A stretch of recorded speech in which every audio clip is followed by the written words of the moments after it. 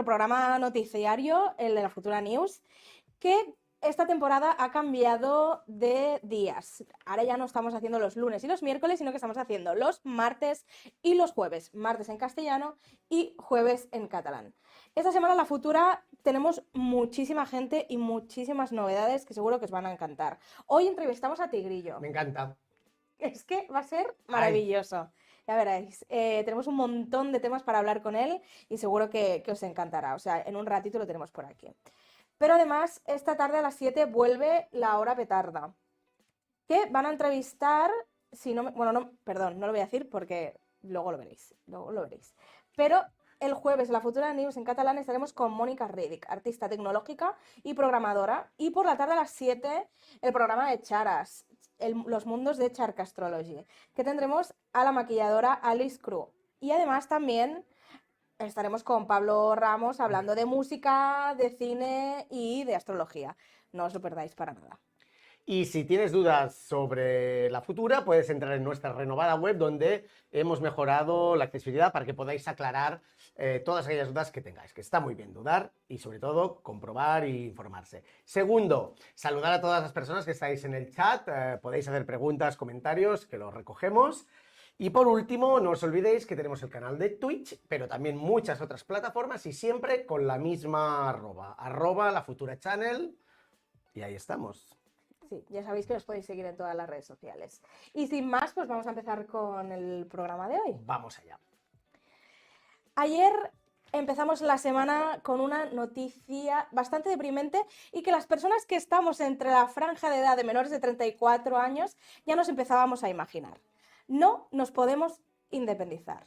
Mientras los alquileres han subido entre 2008 y 2020 un 38% aproximadamente, nuestros salarios, los salarios de las personas que tenemos entre 25 y 34 años, solo lo han hecho un 4,8%. Lo que está haciendo que más del 50%, y depende de dónde vivas, un 60% de nuestros salarios sea para pagar un alquiler. Un alquiler de una vivienda que para nada es una vivienda digna. Hablamos de viviendas ridículas, estudios, que la palabra estudio la verdad que se le queda bastante corta para lo que llegan a ser. Zulos que lo que están haciendo es que nuestra vida independiente, segura y nuestra tarde muchísimo más tiempo en poder hacerse realidad.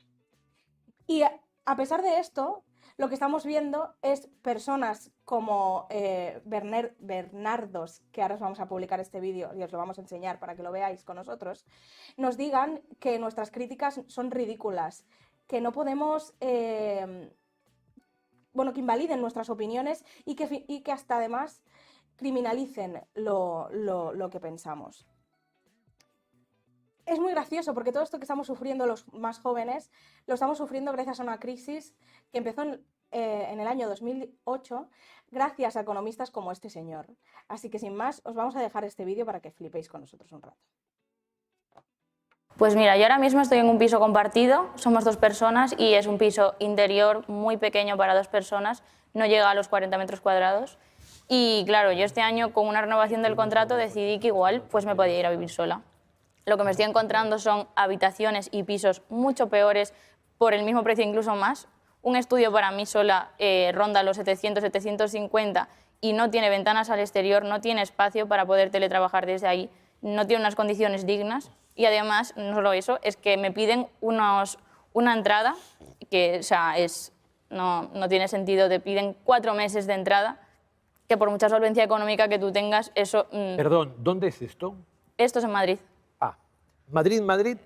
Yo acabo de vivir la misma situación que tú, sabes, la he estado buscando piso. Por ejemplo, ¿y vivir a también. 30 o 40 kilómetros de Madrid?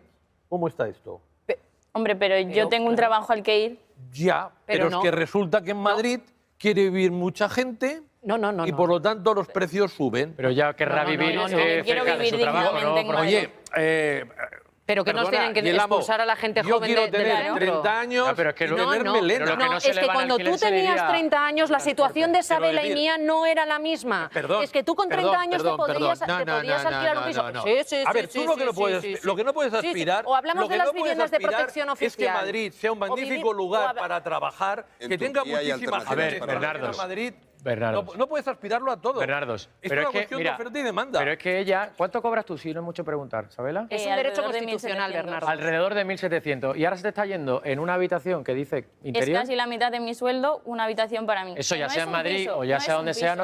no tiene ningún sentido, profesor. Perdona, oye, y en la MO, en Móstoles se vive muy bien. Oye, ¿cómo viene de Móstoles al centro de Madrid a trabajar? Y hay muchos sitios en que Pero ha se vive salido muy el bien. Bernardos liberal. Es lo que No. Oye, perdona. Perdona. Venga, Lo que no deja podemos hablar al resto, hacer, Bernardos. lo que no podemos El hacer mercado se es autorregula. que el hijo o la hija Claro, es que ese viva es el al lado mercado de la libre. mamá. Increíble. Un segundo. De verdad, ¿eh? Ay, a mí lo que... Es que, bueno, que me pone de los nervios, porque no solo la gente joven, No, no. que algunos también, con un poco más de edad, también vivimos de alquiler y no vamos a tener nunca una propiedad. Quiero decir, es una opción, no es tampoco un símbolo de pobreza, simplemente es una opción de vida que no quieres ser propietario, pues por muchos motivos, a pesar de que nos intenten convencer de que la propiedad es la única vía para tener una vida digna, ¿no? A mí me ha sorprendido, bueno, me llama mucho la atención que dice, no puedes aspirar a que Madrid sea un sitio guay y tú vivir en él. O sea, le está diciendo que una mierda como tú no puedes aspirar a vivir en Madrid porque se dejaría de ser guay. Es que me parece de un clasismo, impresionante. Todas las actitudes de este señor, la verdad, que van girando ahí en torno al clasismo, a que en Madrid solo puedes vivir si tienes unas determinadas, ¿no?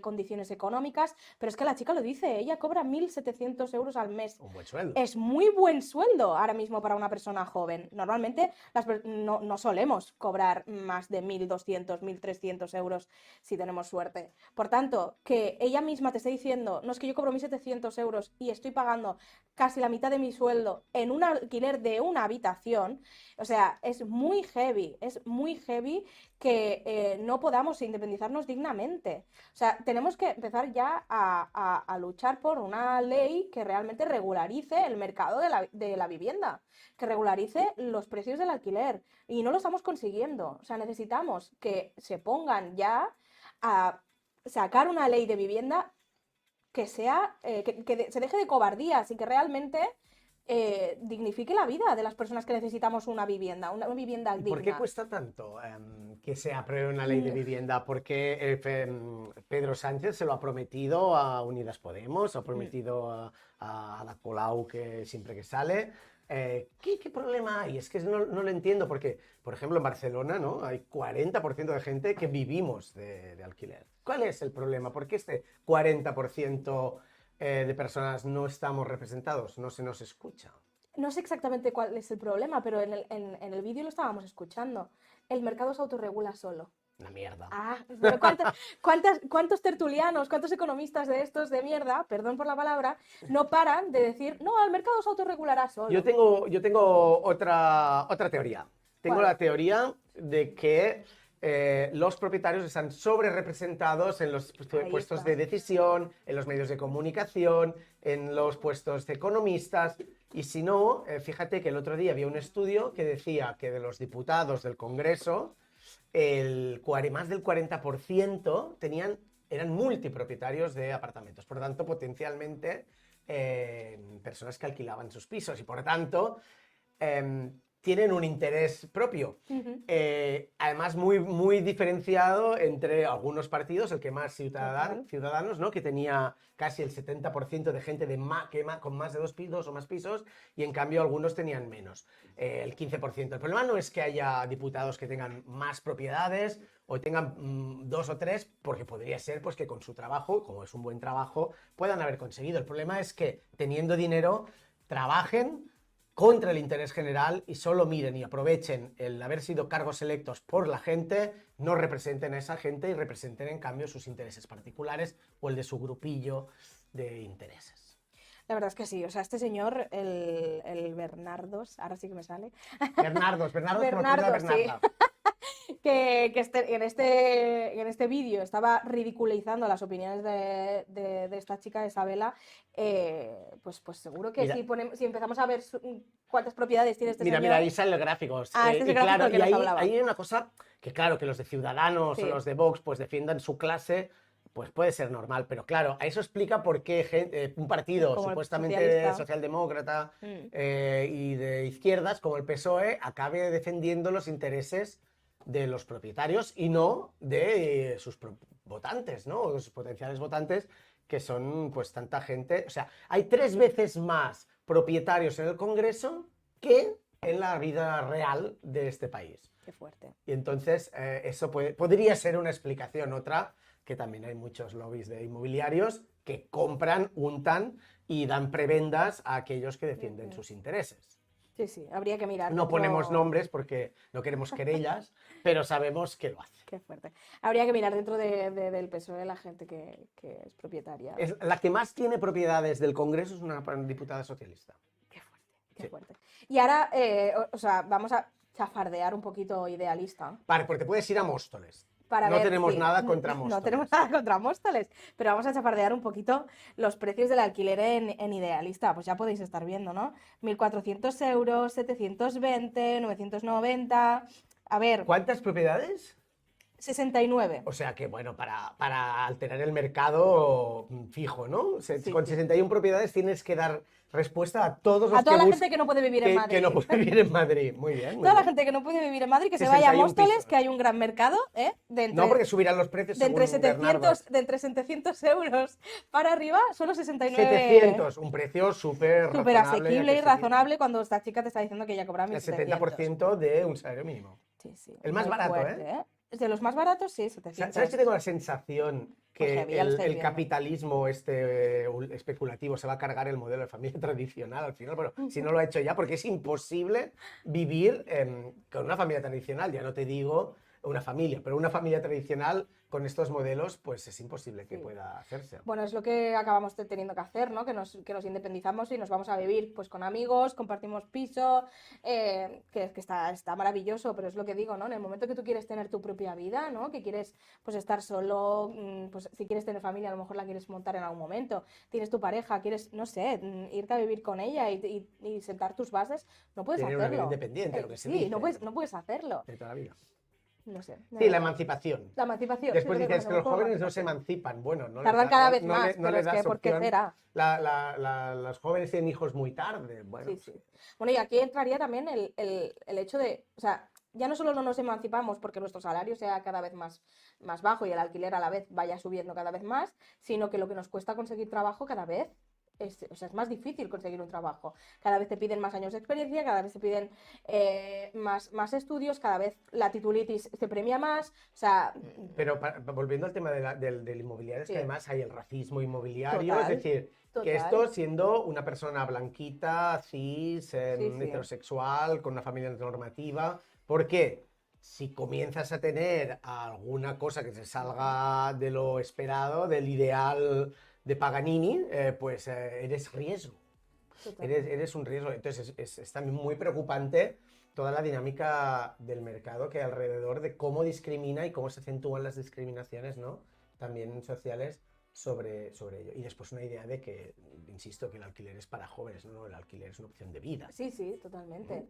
No, la idea de lo que os queríamos hablar sobre todo, o sea, es verdad que el alquiler es una forma de vida y se puede alargar, ¿no? Y puedes vivir toda tu vida de alquiler si quieres, porque no tienes por qué ser propietario. Pero es verdad que cuando hablamos de emancipación juvenil, ¿no? La mayoría de los jóvenes no tenemos la suerte de poder pagar una hipoteca. No has acumulado suficiente para pagar una entrada. Entonces, pues vamos a ver. Otra cosa que iba a decir, pero me he olvidado. ¿Sabes? Que cuando te escucho me quedo tan en blanco escuchándote embelesado. Pues ahora, con esta frase bonita, Enric, podemos ir. Quería decir algo interesante, pero se me ha ido. Pues no pasa nada, pasamos a la segunda sección del programa, que es el de reaccionando, y así subimos un poquito los ánimos.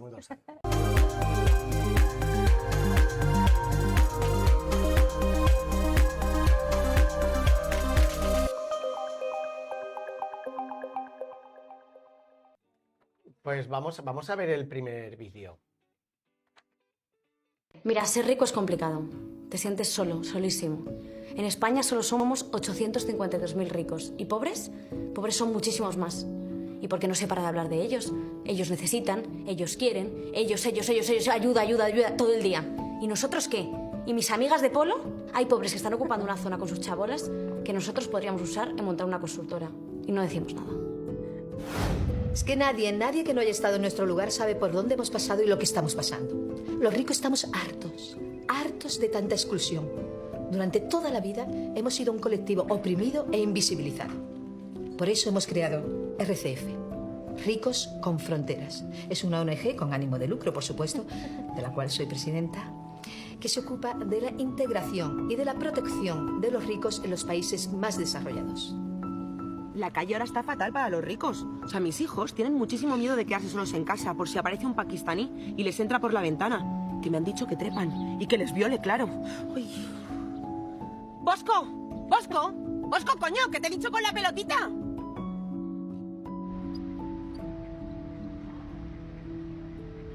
Yo creo que todo el mundo debería unirse a esta ONG. Yo vivo todos los días como si fuera mi cumpleaños. Un regalo, otro regalo, otro regalo.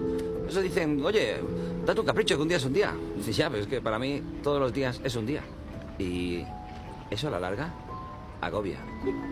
De verdad. Decidí unirme a Ricos con Fronteras porque es la única organización que lucha por nuestros derechos. Ya está bien de tanto LGTBI, ya está bien de tanto feminismo, ya está bien de tanto... Bueno, yo creo que podemos cortar aquí. De tanta seguridad. seguridad. La idea. Sí, ha quedado clara la idea de los privilegiados haciéndose la víctima, que es la última moda, creo, política en España, ¿no? Y en general en el mundo. O sea, el más privilegiado encima se victimiza y entra en el centro reclamando atención. Y es bastante común en muchos campos, pero el de los ricos más. Si tan duro es ser rico, si tan duro es pagar impuestos, oye, entrégalo todo al resto y verás cómo no pagas impuestos. Es más, recibirás una paguita, probablemente. La verdad es que es una puñetera maravilla. El vídeo no para de mejorar, ¿eh? O sea, si tenéis oportunidad, ir a buscarlo. Sí, ir a buscarlo y verlo entero. Es bastante largo, por eso no lo hemos dejado, porque al final ya vemos, ¿eh? De qué va y la crítica social que hace el vídeo. Pero a mí me encanta lo de los apellidos. Es que está tan clavado, es que lo han pensado todo. Absolutamente los apellidos de la gente, de los actores que van fingiendo. Pero, Enrique, una pregunta. Es que tiene que ver con las familias. El patrimonio viene de familia. Pero una pregunta. Lo de self-made es mentira. Sí. O sea, ahora que decías, ¿no? Tú que decías, no, ahora se están quejando, ¿no? Los ricos es la nueva moda de que se quejen, que no sé qué. Pero explícale a la gente, ¿por qué están empezando a quejar ahora los ricos? O sea, ¿cuál es el debate que tenemos ahora mismo y qué está haciendo que se quejen? Ay, ahora me dejas así. Bueno, pues queremos que paguen más. Ah, no, bueno.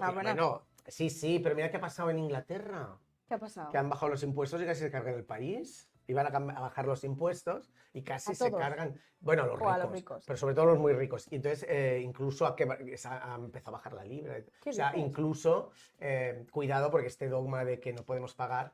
Bueno, en fin, en definitiva están muy rabiosos porque les toca pagar un poco, contribuir un poco a cuando usan, pues yo qué sé, que necesiten usar la sanidad pública, un trasplante, no lo deseamos a nadie, una enfermedad crítica, dolorosa, y en cambio, pues les cuesta pagar, ¿no? Se quejan porque pagan un peaje, se quejan porque cuando transmiten millones y centenares de millones de propiedades, pues tienen que pagar un 3%, un 2%, y en cambio, pues les sabe mal, pues esto, pagar un peaje o pagar algunas cosillas que contribuir a la igualdad. Mira, si no queréis que os asalten y os roben en vuestras casas, como pasa en muchos países, la igualdad, el repartir, la redistribución de la riqueza es una buena medida para generar seguridad, para generar consenso social y sobre todo para que no nos deis la brasa. Eso, joder, buena conclusión, Enrique. Una muy buena conclusión que abre la veda para que veamos el siguiente vídeo. Yo sabía que yo era trans desde chiquita, me costó un montón y me confundió el mundo, pero si yo hubiera tenido acceso a una educación con perspectiva de género, quizá me hubiera entendido mejor, hubiera sentido menos sola, hubiera pensado, ok, no existe gente como yo en el mundo. Hablar sobre diversidad, género, educación sexual, ¿por qué asusta tanto querer educar a jóvenes? Yo pienso que porque la mayoría de los adultos, sin saberlo, son unos frescos y son gente que en verdad sexualiza a la niña sin darse cuenta de lo que están haciendo. Muchos papás piensan que sus hijos a 4 añitos, 5 añitos no tienen capacidad intelectual para entender sobre temas de sexo o sexualidad y hablan y dicen cosas súper descabelladas, yo lo he visto. Tu hijo no se va a quedar chiquito todo el tiempo y va a crecer y no va a tener acceso a información correcta o va a buscar en el internet y encuentra quizás cosas peores, mucha desinformación. Y yo pienso que mucha gente pervierte a la niñez automáticamente y piensa como que hablar de género los va a sexualizar. Y eso lo hace la gente hetero, ¿me entiendes? Porque la crianza hetero es así. Así que no sé, en mi país también se le huye mucho al tema de la educación con perspectiva de género y salva vidas y no es que salve vidas trans ni salve vidas no binarias, es que salva vidas de mujeres cis y la vida de hombres cis también, porque el machismo es una prisión. Hay tantos hombres que no pueden bregar con la carga emocional de todos los estándares agobiantes que supone ser un macho, ¿me entiendes? Y ser un macho que provee, que no llora. Eso no es real. Los seres humanos todos sentimos, todos lloramos. Y el machismo es una prisión para todo el mundo, ¿me entiendes? Para las mujeres lamentablemente tiene consecuencias mucho más graves que terminan en feminicidios, transfeminicidios. Ahí nos jugamos la vida, pero también tiene consecuencias nefastas para los hombres. Es que es maravillosa. Es que lo ha dicho todo. Es que lo ha dicho todo. O sea, hace falta más educación sexual, hace falta que no nos dé miedo a hablar de las cosas, que parece que nos ponemos nosotros mismos los propios tabús cuando queremos hablar de educación sexual y de género. No cuesta absolutamente nada sentar a tus hijos y hablarles realmente de lo que significa. Bueno, no realmente. O sea, quitar todos los prejuicios de lo que significa ser hombre o ser mujer, dejar de criar a los niños y las niñas con una única manera de vivir su realidad, su identidad y su sexualidad. Ya basta, o sea, ya basta. Os lo estamos pidiendo. Llevamos años suplicando que dejéis de educar a los niños así, que se eduquen en las escuelas en una diversidad de género y de sexualidad, y que dejemos de decirle a las niñas, tú te vistes de tal manera, tú juegas con esto, tú juegas con lo otro.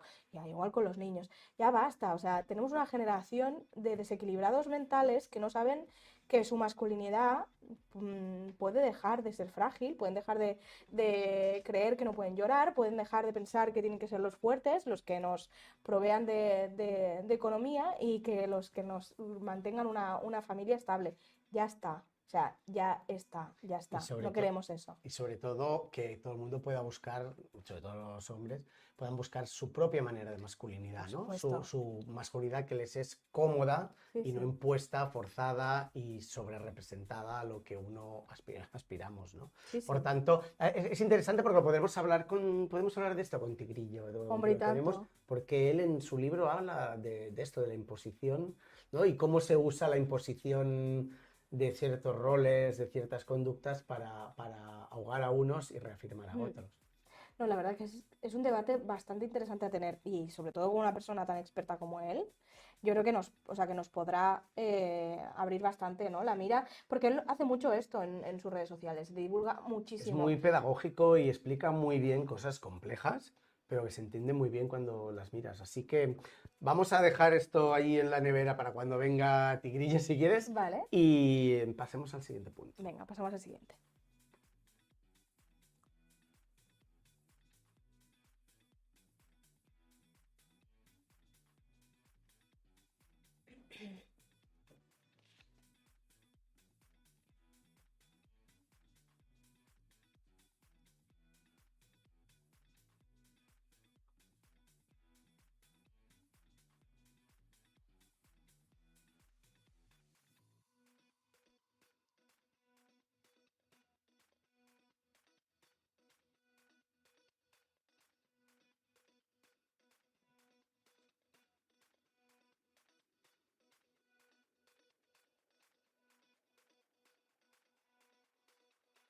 Es igual.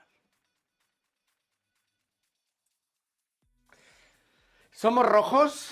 Hombre. Bueno, yo creo que por lo que dice el vídeo. Además le da la vuelta a la campaña esta que casi quería hacer un Me Too la Ayuso. Madre mía, de verdad. Sí, somos rojos y no solo rojos. Somos maricones, somos afeminadas, somos lo que queráis. Sí, no cumplimos vuestros estándares, no cumplimos vuestras normas y aunque nos haya costado llegar hasta aquí, somos la periferia unida. Qué bonito es eso, ser la periferia unida. Sí. Vaya concepto, me encanta. No, es que es maravilloso, pero es que poco se ha hablado del blanqueamiento facha que han intentado hacer. Constantemente. Se victimizan, se blanquean, se intentan poner en el centro y como además se inventan un acoso que no solo no viven, sino que ellos practican sobre el resto. Sí, sí. Y si no, después hablaremos de lo que hoy es la portada del Mundo, que es un acoso.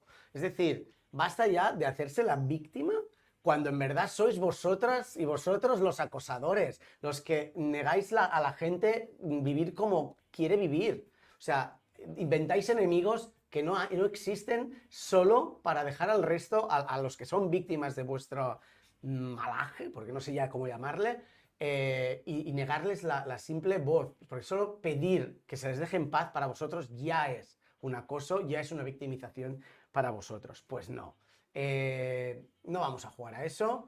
Lágrimas de facha son lágrimas que cálmanse. Me encanta, me encanta, me encanta. Es que tienes toda la razón en lo que estás diciendo. Al final lo que están negando es la realidad, el hecho de existir. O sea, están negando que tú existas, que tu realidad sea válida, que tu pensamiento, tu identidad, tu manera de ser, de comportarte, de estar en el mundo sea válida. Es muy heavy, es muy heavy. Y no solo lo hacen negándotelo, sino que lo hacen revictimizándose, ¿no? De que tú existas, que tú vivas. Es una agresión. Es una agresión hacia mí, mi manera de entender el mundo y de ser. Es muy fuerte. Que tú seas maricón, que tú seas lesbiana, que tú seas bisexual, a ellos les agrede. Bueno, y que seas feminista ya eso no solo los agrede, es que los capa. O sea, es muy fuerte, es muy heavy, muy heavy. Por tanto, si tú eres facha, yo soy rojo. Ahí está. Empoderémonos del término rojo. Ya nos toca.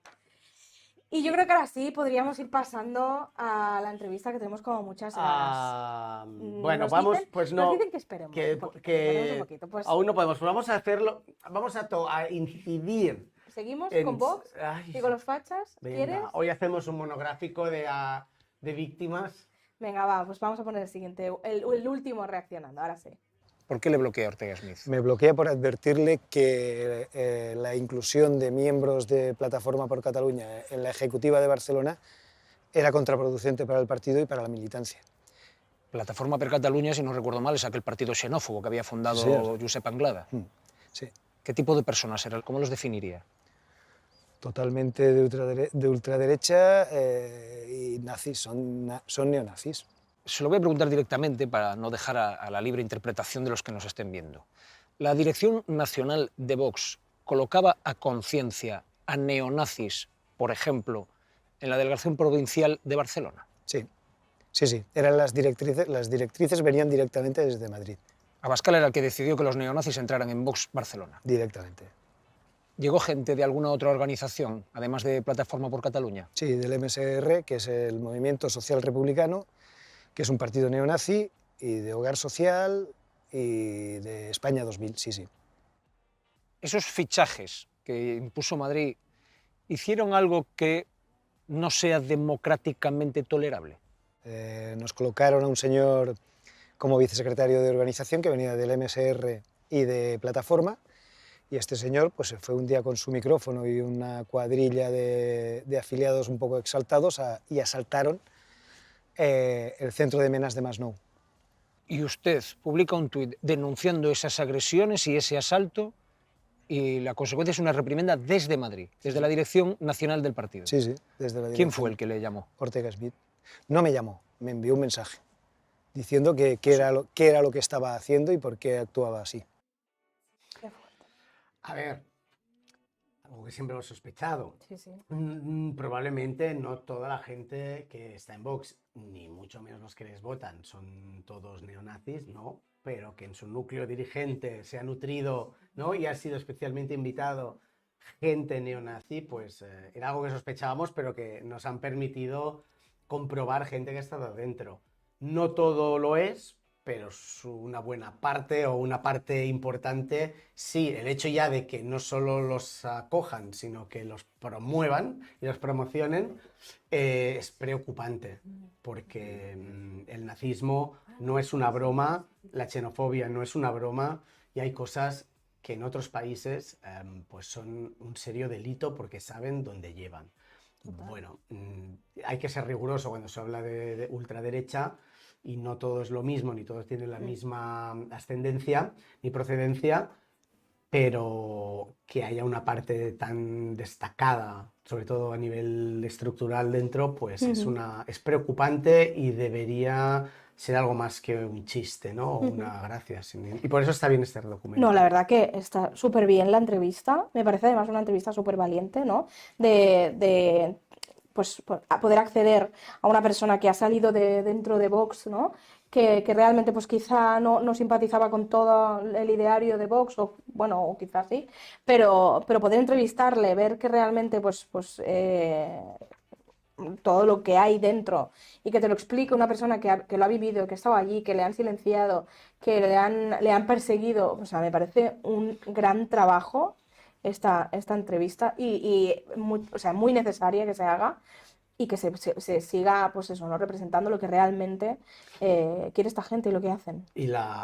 Y además es que los neonazis, esta ultraderecha violenta, de los cuales algunos vienen y que se estaban citando, mata. Y precisamente hacía pocos días era el aniversario del asesinato de Sonia Rescalvo, ¿no? En el Parque de la Ciudad de Barcelona, que marcó un hito en la concienciación de la violencia contra el colectivo trans y contra las personas trans por parte ya no solo de la ultraderecha de los neonazis, sino también de la violencia y la transfobia que había y que hay en nuestra sociedad. Jo, pues qué bien, pues con esta reflexión yo creo que ya podemos ir yendo a la entrevista.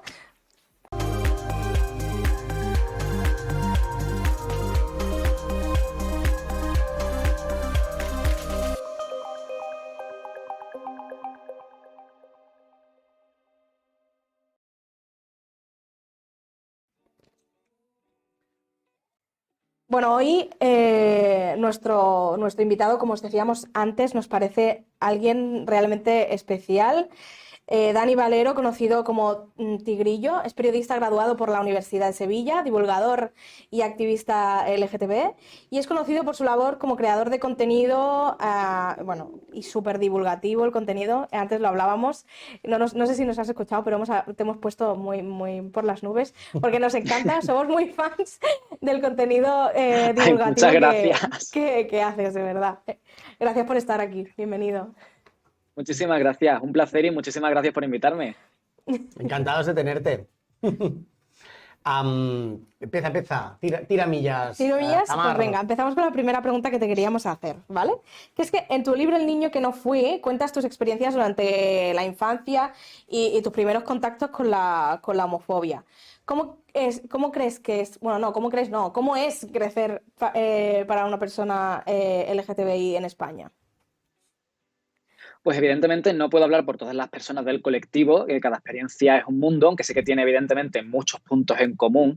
En mi caso creo que un punto en común muy importante es que crecemos con uno de nuestros principales factores de socialización siendo el rechazo de nuestros iguales, que es uno que yo siempre denuncio que he sufrido durante toda la infancia, durante toda la adolescencia, toda la etapa escolar, y es que yo fui directamente víctima de acoso y de bullying, desde antes, mucho antes de que yo siquiera supiera cuál era mi orientación sexual, porque todavía no sabía a quién podía llegar a atraerme sexualmente. Sencillamente el hecho de encontrarme siendo una persona ajena a esa persecución de la masculinidad hegemónica, de lo que se supone que debe ser un hombre de verdad, que es en lo que nos intenta dividir siempre la sociedad, esas mujeres de verdad y hombres de verdad.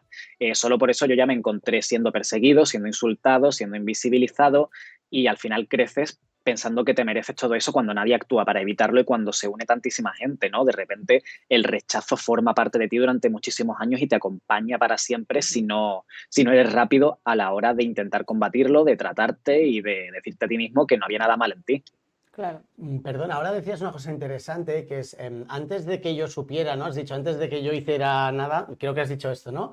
Que ya sentías esta violencia, entonces, claro, muchas veces dice, bueno, mientras no se justifica cierta agresión porque se hace visible y molesta, pero en cambio, mucha de la violencia se realiza incluso antes de uno mismo saber, ni tan siquiera, ¿no? O ser consciente de su orientación. Por supuesto. Sí, no, ¿qué reflexión merece este hecho?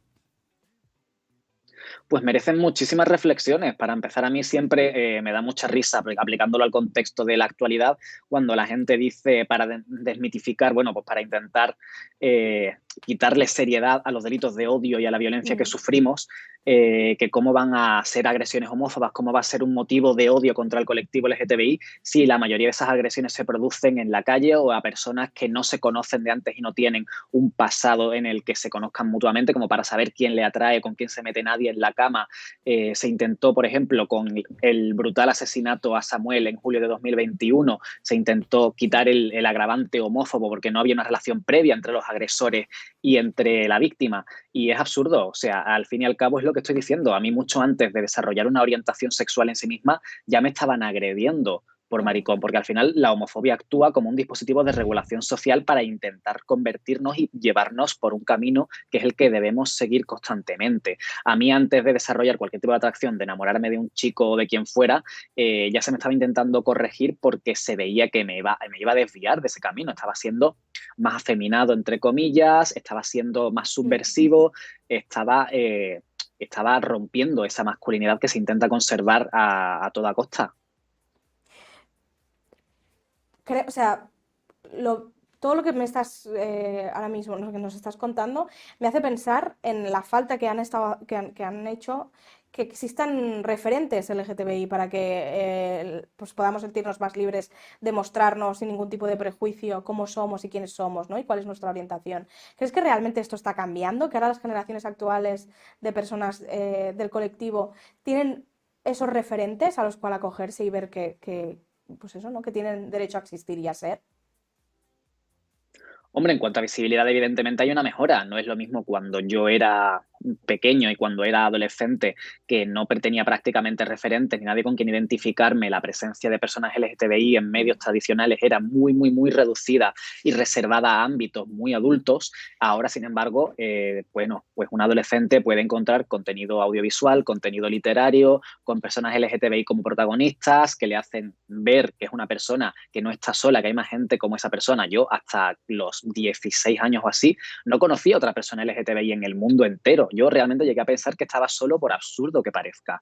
Entonces, de repente yo, claro, evidentemente pensaba que había algo en mí. Si nada más que soy yo y encima todo el mundo me ataca por ello, ¿será que tengo algo que está mal, que tengo que arreglar, que tengo que ocultar del mundo? Esto ahora lo tenemos un poco más superado, entre comillas. También la dinamización de toda esta representación, esta democratización que se ha hecho en Internet, que ha sido un arma de doble filo en muchos sentidos, pero por cierta parte al menos también ha ayudado en ello.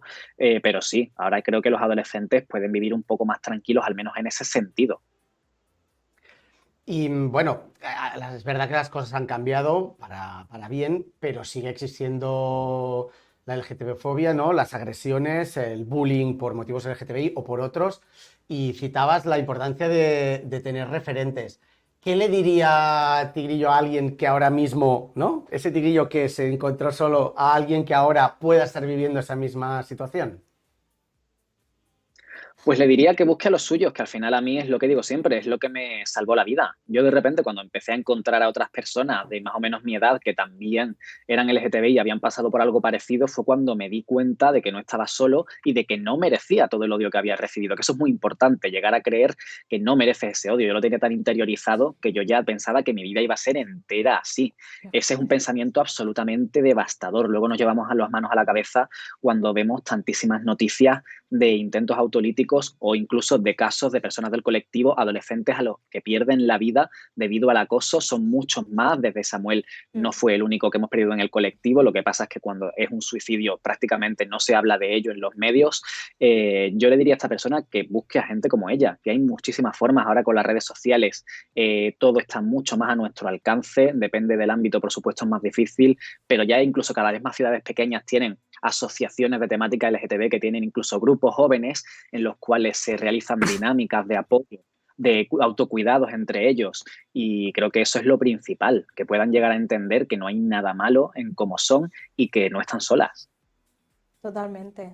Bueno, una parte, o al menos a mí me hace reflexionar esto a veces, ¿no? De que una gran culpa de que no acabemos llegando con la normalización es que normalicemos partidos como Vox, líderes como Meloni, que al final lo que están haciendo también, ¿no? Es bueno, lo que hablábamos antes, que nuestra realidad no sea escuchada, no sea visibilizada. No solo eso, sino que ellos mismos, ¿no?, entiendan nuestra realidad como un insulto a todo lo que ellos conocen, ¿no?, del mundo. Entonces, no sé, ¿crees que realmente existe algún tipo de esperanza? ¿Qué piensas de esta normalización de partidos de ultraderecha? pues creo que ha sido nuestra maldición en los últimos años completamente. Al final, esa forma que tienen de invisibilizarnos y de intentar escondernos tiene un motivo muy sencillo y es intentar convertirnos en un desconocido para el gran público. Al final, si ellos no ofrecen nada positivo ni nada bueno al grueso de la población, a esa clase obrera que está en las calles, para ellos no tiene ninguna ventaja votarles, lo único que pueden hacer es asegurarles que van a protegerles de un enemigo que no existe. En ese caso, pues caemos las personas LGTBI, caen las personas racializadas, caen las personas migrantes, aprovechen ese desconocimiento que existe en el grueso de la población sobre todos estos grupos para intentar asegurar que somos enemigos. Por ejemplo, de ahí todo esto de llamarnos lobby, de decir que buscamos paquitas económicas, de que buscamos quitarle la pensión a los mayores para invertirlo en caprichos o incluso compararnos con pederastas y pedófilos, que eso es algo que por desgracia se ha repetido varias veces por parte de Vox en los últimos años. ¿Qué clase de persona va a sentir simpatía hacia gente de la que le han vendido en los medios de comunicación y en televisión y en el Congreso y donde sea, que son pederastas que van a abusar de niños pequeños? Es de lo peor de lo que te pueden acusar, aunque lo hagan sin fundamento. Por desgracia, esto acaba calando en la mente colectiva. Al final intentan buscarse esa forma de tener un enemigo inexistente al que saben que pueden vencer fácilmente o creen que pueden hacerlo para ganar votos a esa costa y acabar alcanzando pues otras misiones bastante oscuras. Ese ha sido nuestro gran mal y poco se está actuando y poco nos estamos querellando e intentando utilizar todas las vías legales que podamos para luchar contra esto. Cada vez que nos han llamado pederastas o que han lanzado bulos y mentiras sobre nosotros, deberíamos haber estado en un juzgado o organizando movilizaciones multitudinarias o actuando en condiciones. Yo creo que eso, ahí hemos estado, los colectivos, asociaciones grandes, etcétera, han estado un poco demasiado relajadas para evitar que llegásemos hasta ese punto.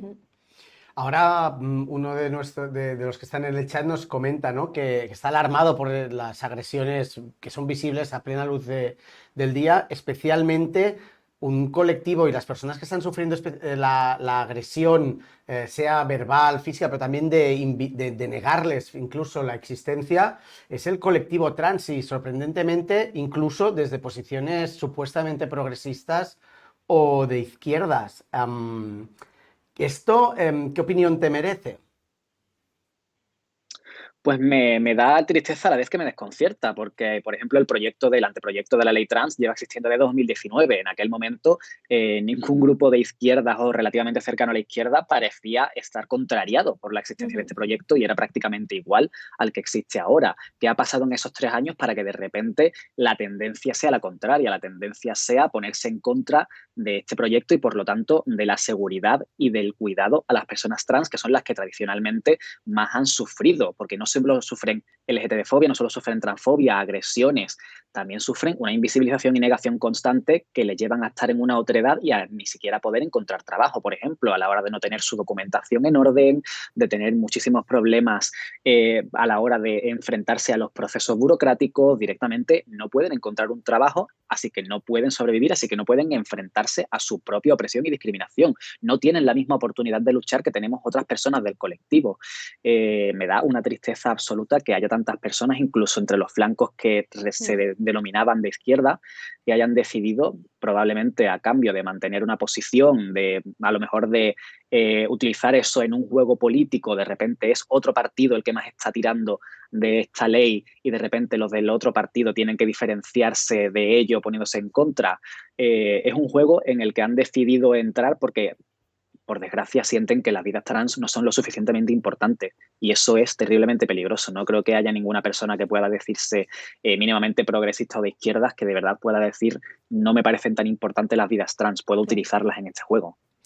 Precisamente no queríamos dejar pasar 2 noticias o 2 hechos que han ocurrido hoy y poderlos comentar contigo. Uno, no sé si has estado atento, ¿no? Carla Antonelli, un referente en ese sentido trans, que ha decidido darse de baja del Partido Socialista por las trabas que están poniendo, ¿no?, en el desarrollo de la ley trans y sobre todo dilatando los plazos para conseguir que aparentemente no se consiga finalmente su aprobación. Y por otro, la portada del Mundo, que no sé si la podemos ver, que a nosotros nos ha parecido especialmente preocupante. Y frente a ello, ¿cómo podemos convencer a las personas transexcluyentes? No sé si se puede ver en las noticias, pero habla de cómo hacer reversible si si a alguien se amputa, es que no sé cómo exactamente la palabra que decía, ahora no alcanzo a verlo, pero es un lenguaje agresivo, estigmatizante, casos que no suceden. ¿Cómo podemos luchar contra estas actitudes, estas posiciones transexcluyentes, frente a quién? De buen corazón lo que quiere es adquirir ese conocimiento. Tú lo haces muy bien desde tu canal, pero ¿cuál es la mejor manera?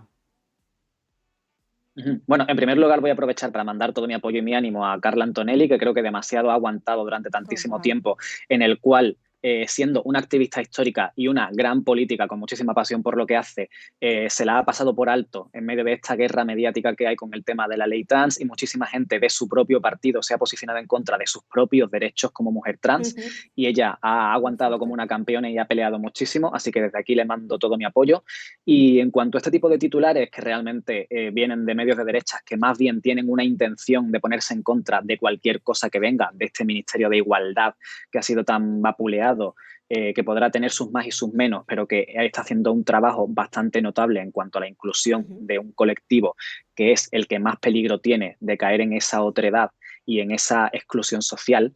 Creo que, por desgracia, esto lo hemos vivido ya. Cuando, por ejemplo, el matrimonio igualitario, hace ya más de 15 años, se dijo que iba a acabar, pues argumentos absurdos, que iba a acabar con la especie humana, que no iba a haber suficientes bebés en España porque tal, y eran cosas absolutamente absurdas, pero la gente desde su desconocimiento se lo cree. Entonces, si de repente te dicen que hay una moda, que hay niños y niñas haciéndose trans porque lo han visto en TikTok y que van a caer en ello y que van a meterse hormonas y a operarse y luego se arrepentirán, evidentemente esto puede crear una alarma social. Yo sencillamente les diría que medidas como las leyes trans que contemplan la autodeterminación de género es algo que lleva funcionando en tantísimos otros países desde hace muchísimos años. Argentina la tiene desde hace más de 10 años, Portugal, que es nuestro vecino, tiene una ley muy parecida en ese sentido, y no ha habido una oleada de personas arrepentidas por de repente una supuesta hormonación obligatoria, cuando realmente esta ley lo que pretende es que ni siquiera la hormonación sea obligatoria, porque con la ley actual sí que tienes que hormonarte obligatoriamente si quieres tener tu nombre en tu DNI. Es una estrategia absurda de bulos, de alarma y de personas rancias que han decidido pelearse contra este avance en la diversidad, y evidentemente que es normal que se tenga miedo cuando te lo venden de esta forma, pero es tan sencillo como conocer a personas del colectivo, como entrar en redes o en cualquier medio, en cualquier plataforma digital que tienen un montón de contenido que muestra realidades de personas trans tal y como son, que conozcan un poquito la diversidad y entiendan por qué son necesarias leyes como estas, y que entren también en medios a ver cuánta información encuentran, que sí, que puede existir el caso puntual de que una persona pueda pensar que es trans en un momento determinado y luego descubra que simplemente estaba investigando sobre su propio género, como le puede pasar a cualquier persona también con su orientación sexual, que pueda tener dudas. Yo, de hecho, dudé de ser heterosexual durante toda la adolescencia y aquí estoy y nadie se ha quejado al respecto. Claro. Así que pienso que es tan sencillo como tener un poco de información y darse cuenta de que los bulos y de que todo esto que se ha montado, toda esta alarma social, es completamente injustificada. Totalmente, totalmente. Ahora, cambiando un poco de tema, tú empezaste como creador de contenido en YouTube, que a ver si podemos compartir tus redes también para que la gente te siga y lo vea. Y nosotros, bueno, lo estamos intentando, estamos empezando aquí en La Futura. Esta es nuestra segunda temporada y lo que más vemos, ¿no?, y lo que más sufrimos son mensajes de odio, vemos muchísimo ruido en redes sociales y tenemos muchísimos trolls. No sé si a ti te pasa. ¿Cuál es la mejor manera de combatir contra ellos? Bueno, es la pregunta del millón. Evidentemente, cuando haces este tipo de contenido no es el mismo troll que sufre una persona cuyo comentario más hater es "tú antes molabas". Nosotros de repente estamos recibiendo amenazas de muerte y cosas que a veces pueden llegarse a poner un poco más serias. A mí me encantaría tener la solución definitiva. Evidentemente esto es complicado. Además, en los últimos años se ha multiplicado. Siempre lo diré, desde que llegaron partidos como Vox, cada vez se ha radicalizado más a la gente en contra de este tipo de posiciones, por lo que he dicho antes.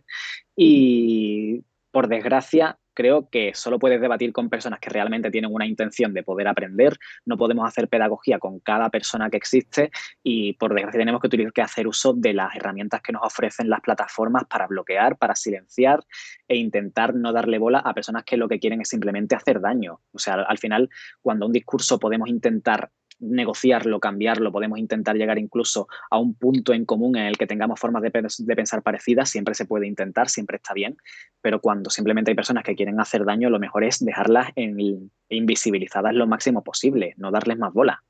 Total. A pesar de todos estos trolls, de toda esta, ¿no? Mensajes de odio que hay, ¿qué es lo que te motiva a ser activista en las redes sociales?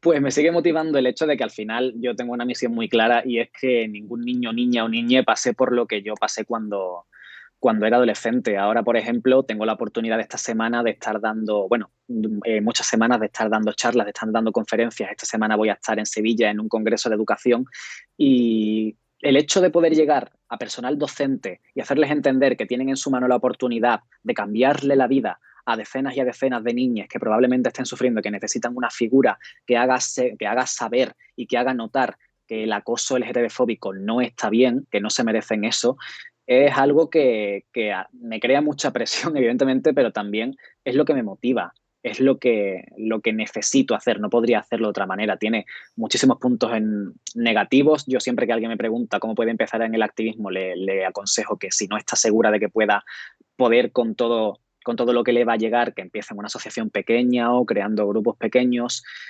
porque tiene pues una parte muy negativa de odio que afecta siempre a tu vida personal y a tu vida privada, pero al final poder intentar hacer un mínimo para cambiar esas realidades de las personas que van a venir detrás nuestra es algo que siempre motiva. Oh, qué guay.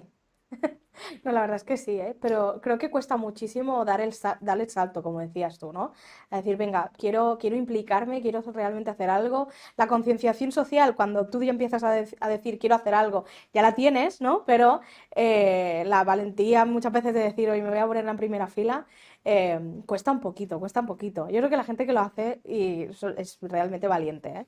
Porque al final estás tú y tu cara y tú y eres visible y cuesta muchísimo. Y hay que decir que el libro El niño que no fui también es muy útil para las personas, no solo a quien es LGTBI, sino sobre todo para las personas que están cercanas afectivamente a una persona que está descubriendo, ¿no? Pues su orientación y que les puede ayudar mucho también a entender ese proceso, porque nadie tiene la obligación de saber algo que no ha vivido.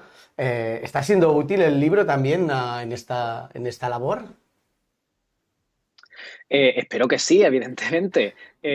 Al final es un ensayo de temática queer, tiene un público relativamente limitado, no se pone en los escaparates de las librerías y no se convierte en un boom literario. Sí que he recibido muy buenas críticas en este sentido, sobre todo de otros hombres gays, que al final mi experiencia pues, es la de hombre gay, que se han visto muy identificados en esto y que creen que recorriendo este pequeño camino conmigo han sanado, yo también sané mientras lo estaba escribiendo.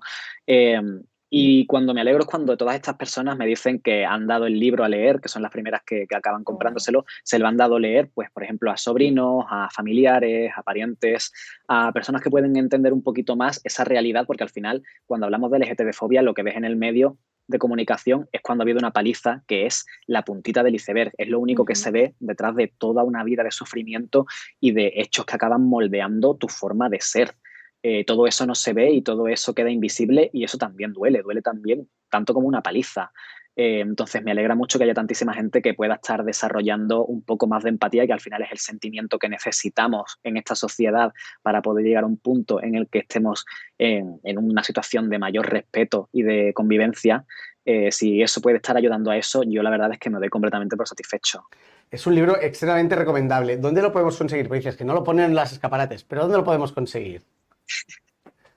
Pues debería estar casi en cualquier librería. Yo siempre animo a comprarlo en tu librería de barrio o librería especializada, que se puede pedir en caso de que no esté, en librerías especializadas de temática LGTBI, como es, por ejemplo, Bercana en Madrid o en cualquier otra ciudad, pero debería estar en prácticamente cualquier lugar. Y si no, pues se pide. Pues a todos los que nos estén viendo, les recomendamos El niño que no fui. Y para acabar, queremos hacerte una pregunta bastante random, ¿vale? Que le estamos haciendo a todas las personas que pasan por aquí. No te asustes. Estamos ahora mismo en un momento histórico lleno de momentos históricos. A ver si me explico. Guerras, crisis climática, auge de la ultraderecha. ¿Cómo lo paramos? ¿Cómo arreglamos todo este drama? Sé que es una pregunta muy ambigua, que pueden salir respuestas muy idas de la olla, así que siéntete libre de expresarte. Sí, como muy quieras. sencilla, una pregunta realmente sencilla. ¿Cuál es tu receta? Mi receta, abajo con el capitalismo, sencillamente, así, así de fácil.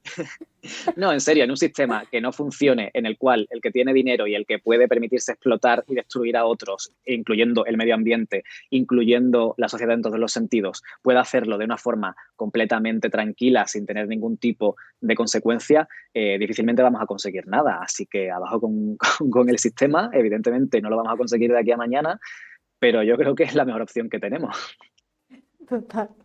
Totalmente. Pues nos quedamos que hay que tumbar el capitalismo. No, es la mejor receta que nos han dado hasta ahora.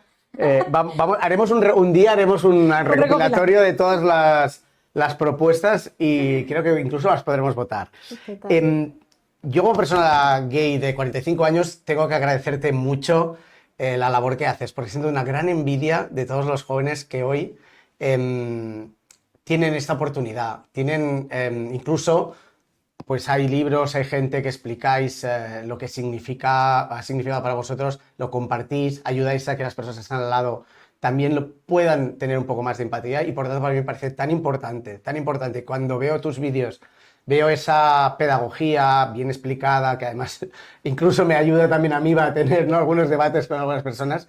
Pero de verdad que tengo que agradecer mucho que haya estos contenidos, porque, y lo digo así, siento envidia de que haya gente hoy en día que puede acceder a esto, esa persona amiga, ese contenido de referencia que te ayuda a explicar lo que vives, lo que eres, lo que puedes llegar a ser. Entonces, te lo quería agradecer personalmente. Muchísimas gracias a ti, en serio. Es un honor, de verdad. Muchísimas gracias. Pues Dani, tenemos que ir ya cerrando lo que es la entrevista. Muchísimas gracias de verdad por haber venido, por habernos explicado todo esto tan bien. Teníamos incluso miedo de que no diera tiempo a hablar de todo lo que queríamos hablar, pero, o sea, muchísimas gracias por ponerlo tan fácil, por seguir con la divulgación y como dice Enric, o sea, nada. Yo soy más de tu generación, pero me encanta, o sea, voy haciendo así todos los días. Muchas gracias, en serio. Viéndote. Es muy importante y insistimos, recomendamos el canal. Totalmente. Así que muchas gracias. ¿Y vas mucho por Jerez? Pues todo lo que puedo con el tiempo que tengo, lo cual es poco. Hay que decir que eres jerezano, ¿no?